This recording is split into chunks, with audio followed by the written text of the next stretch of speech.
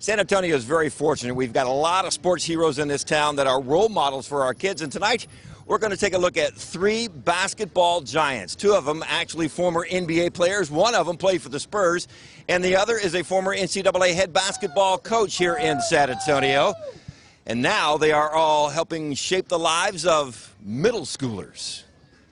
They are three San Antonio basketball icons. Former Spurs guard Johnny Moore, whose 00 hangs from the AT&T Center rafters. Former UTSA head basketball coach Tim Carter, who led the Roadrunners to 2 NCAA appearances.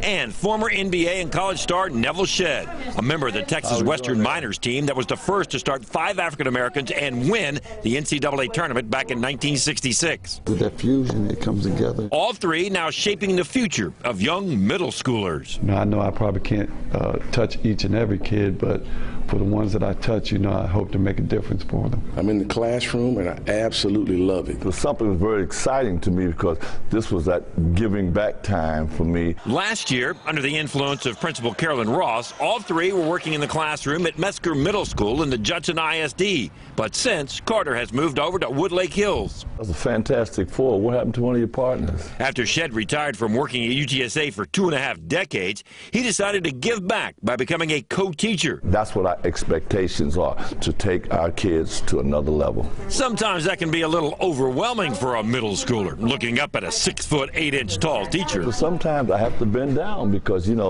being so tall, it is a form of intimidation. So we can get down and making them feel comfortable. That's the fun thing about seeing the smiles, And down the hall from Shed, Johnny Moore, assisting in a science class. It's a challenging situation, just to really try to establish the foundation that I know that these kids are going to need in order to be successful. At Woodlake Hills, Carter is a health teacher, back in the classroom for the first time since he was a coach at a high school in Kansas 30 years ago. You can really make an impression on a middle school kid when it comes to coaching, when it comes to teaching.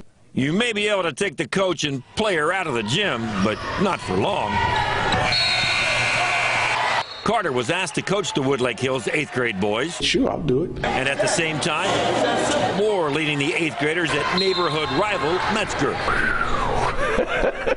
Yes, that's one of the toughest things that I've done.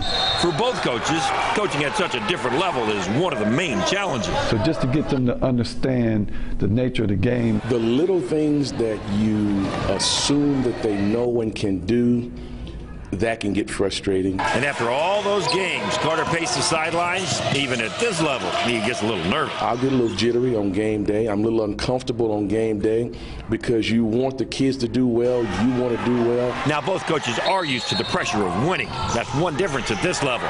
Pressure's not the same because it's not all about winning. I want to win all the time. But at this level, that's not the most important thing. It's how they prepare themselves to win.